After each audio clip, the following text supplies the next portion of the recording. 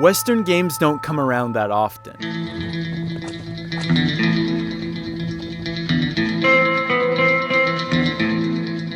Apart from a few indie games, the market has been dry. To be honest, it never really flourished. Sure, there have been standout games from time to time, but it's never really caught on. Maybe that's because Wild West properties aren't very lucrative. Maybe it's because the era was rife with sensitive issues like the Indian Wars and the Chinese Exclusion Act. Or perhaps it's because Rockstar set a very high bar with a little game called Red Dead Redemption.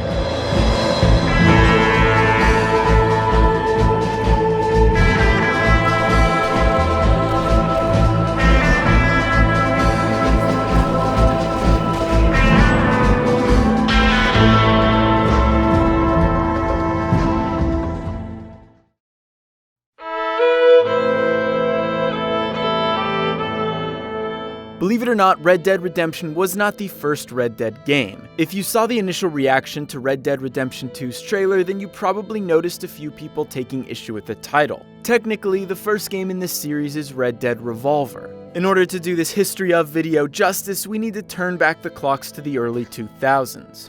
Red Dead Revolver was originally produced by Capcom and developed by Angel Studios as a spiritual successor to the arcade game Gunsmoke. The game was announced in 2002, and a campy, over-the-top trailer was shown at E3 that year. There are even some shots of cowboys flying around a battlefield and enemies labeled as wizards. But that game never saw the light of day. After its initial reveal, the project went quiet. This was allegedly due to development issues. Red Dead Revolver was unplayable and lacked a clear direction. Capcom decided to cancel Red Dead Revolver about a year after it was announced. But hope was not lost. Rockstar's parent company Take-Two acquired Angel Studios for $28 million in cash and renamed the studio Rockstar San Diego. Angel Studios and Rockstar already had a good relationship leading up to the acquisition. Most notably, the two studios worked together on Smuggler's Run and Midnight Club, both of which debuted in 2000. Shortly after Rockstar purchased Angel Studios, executives reviewed its projects. Most were tossed out, but one game caught the eye of Dan Houser, Rockstar's creative director. That game was Red Dead Revolver.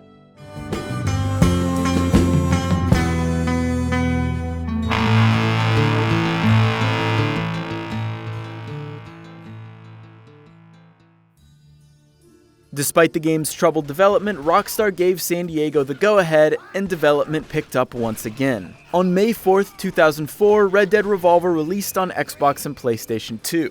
Although the game appears to share a lot of the same assets as the Capcom-produced version, you can see Rockstar's influence on the final release. While still arcadey, the game was more mature and put a strong emphasis on the narrative. You play as Red Harlow, a Clint Eastwood type seeking revenge after bandits killed his family. Throughout the course of your journey, you hunt outlaws and track down the man who murdered your parents. The story hasn't aged well. The pacing is off, most of the characters are two-dimensional, and the quality of voice acting varies. I'm gonna make mincemeat out of you! However, it does have that Rockstar feel. It deals with greed, criticizes the American dream, and of course, it's bloody.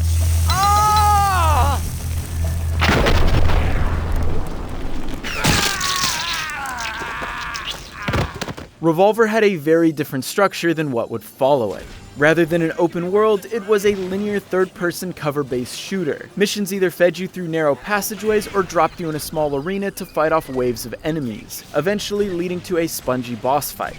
In between these missions, you could visit a town called Brimstone, which acted as a hub area. You could speak to different characters, visit shops, pick up bounties, and hang out in the saloon. It was a nice touch that added a bit of character to the game. While in Brimstone, you could purchase new maps and characters for the multiplayer mode and journal entries that filled in a bit of the backstory.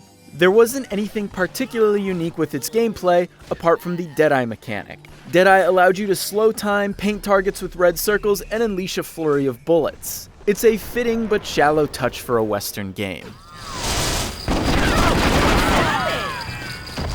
All in all, Red Dead Revolver is your standard PS2-era third-person shooter. GameSpot gave it a 7.3, saying it has some great style and enough fun to justify the rough edges. Rather than crafting something unique with its Western setting, Red Dead Revolver is more like a greatest hits of classic Western films. Set pieces and characters felt as though they were pulled from classics like The Good, Bad, and the Ugly and The Wild Bunch. While it had some fun moments, it didn't give you the freedom some yearned for with a Western game. A year later, Neversoft, the developers behind the Tony Hawk series, tried to fill that void with a game called Gun. Thy kingdom come, thy will be done.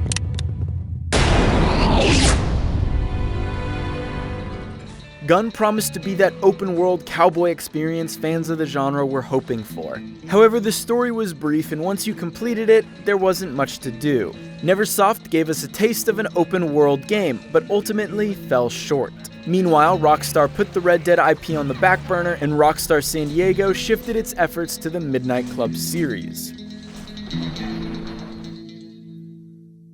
Well, kind of.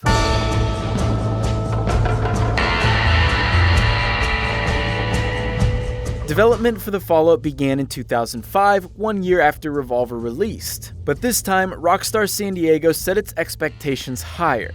Much higher. The team set out to make an atmospheric Western game with a believable open-world setting. That game was called Red Dead Redemption.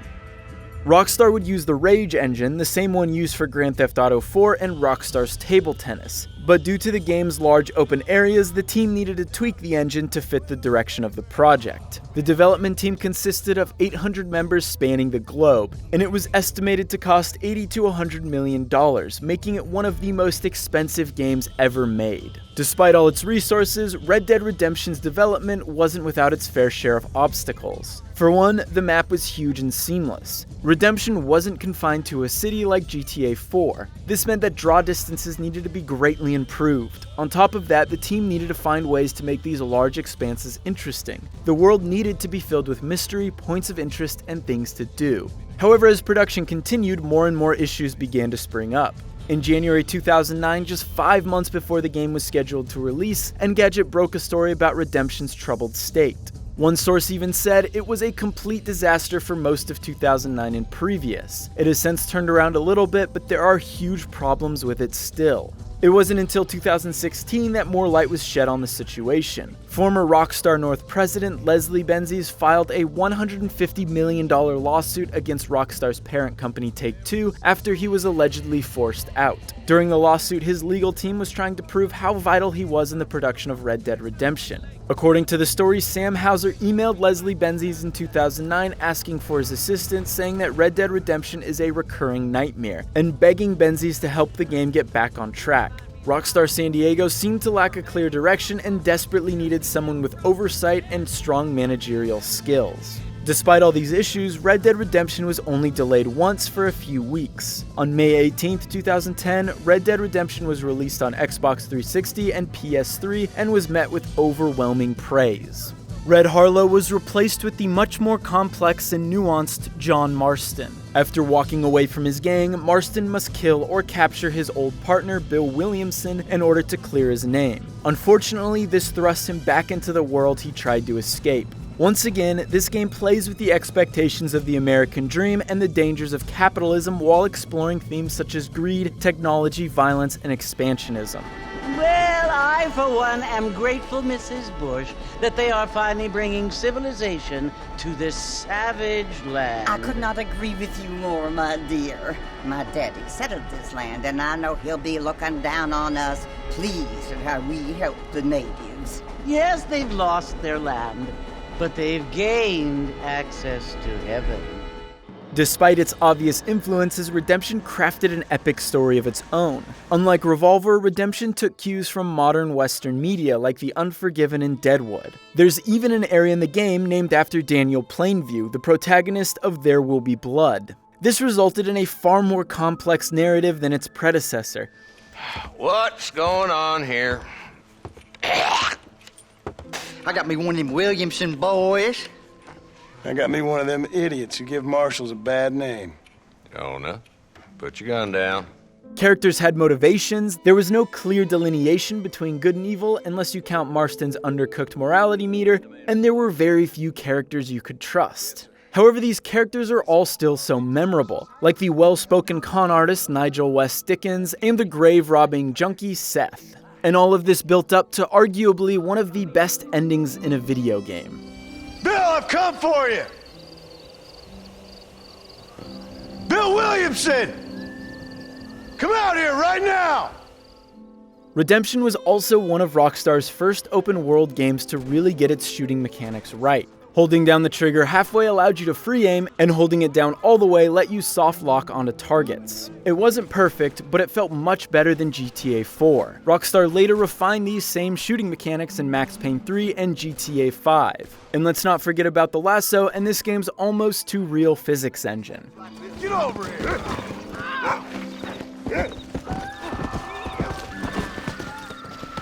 Rockstar got a lot right with Red Dead Redemption, but its setting and atmosphere proved to be one of its most impressive feats. Spanning the barren deserts of Mexico to the snow-covered peaks of the US, you were free to roam a beautiful, realistic recreation of the West accompanied by a fantastic soundtrack.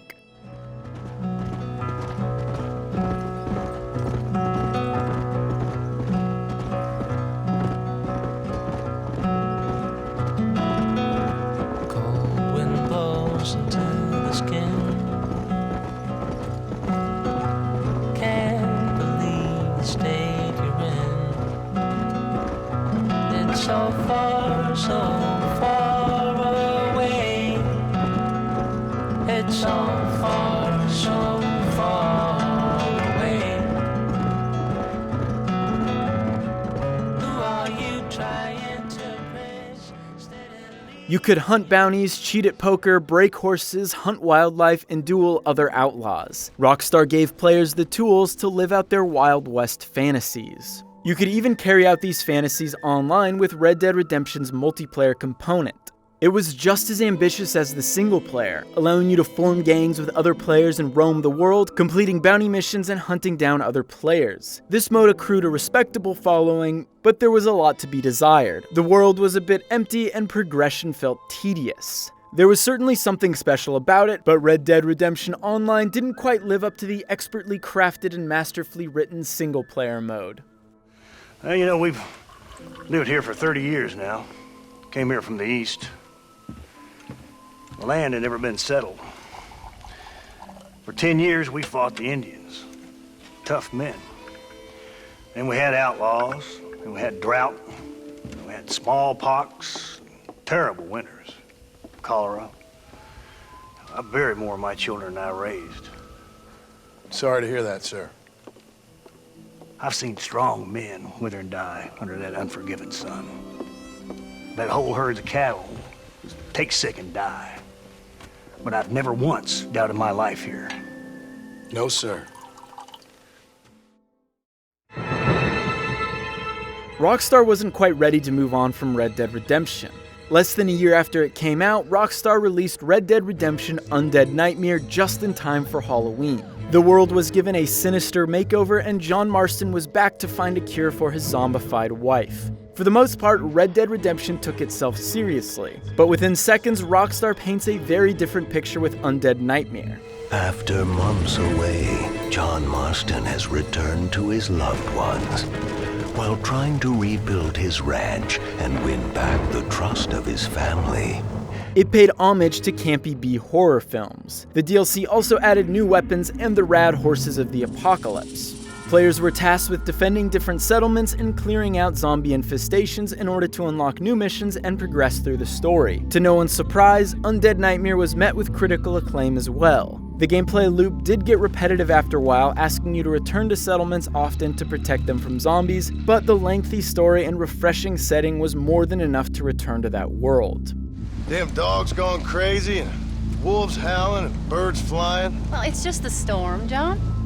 Over the next couple years, Rockstar continued to support the game with DLC for Redemption's multiplayer, but once it ran its course, the team moved over to other projects.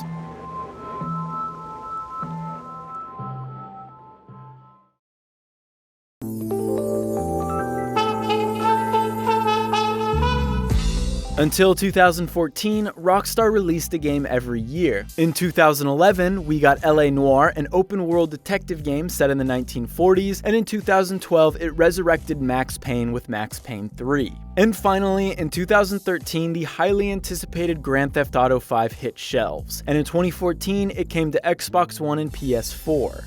Just recently, Take-Two revealed that GTA 5 has sold over 90 million copies. Since then, Rockstar hasn't released another game. Instead, they've been supporting GTA Online with constant updates.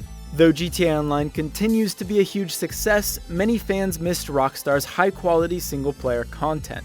But the developer was silent. In 2015 and 2016, rumors started to spread that Rockstar was working on a follow-up to Red Dead Redemption, something they neither confirmed nor denied.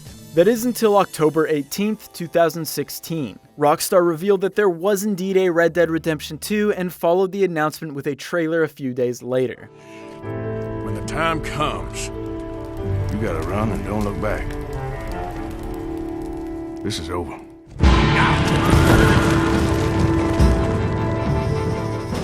The game was scheduled to release in fall 2017, but as you know, that didn't happen. The game got delayed until spring 2018. To make up for it, Rockstar gave us a flashy new trailer and introduced us to the new playable character, Arthur Morgan. Unfortunately, Red Dead Redemption 2 missed its spring release window and is now scheduled for October 26, 2018. We don't know much about Redemption's sequel, but it will take place around the same time as the first and feature familiar characters like Dutch and possibly Bill Williamson. All we can do now is wait, but considering Rockstar's track record, I don't think we have much to worry about. Though the series had a rough start with Red Dead Revolver, Red Dead Redemption set a precedent for not only all Rockstar games moving forward, but all open world games. It took the open world formula that Rockstar itself pioneered and pushed it to the next level. They built a highly detailed, handcrafted open world that felt alive. It told a deep, complex story with the confidence and style of some of the best film directors. And of course, it laid down the foundation for Rockstar's most ambitious and successful game to date. For Red Dead Redemption 2 to push the boundaries as much as its predecessor is a big ask. But if there's any developer that can pull it off, it's Rockstar.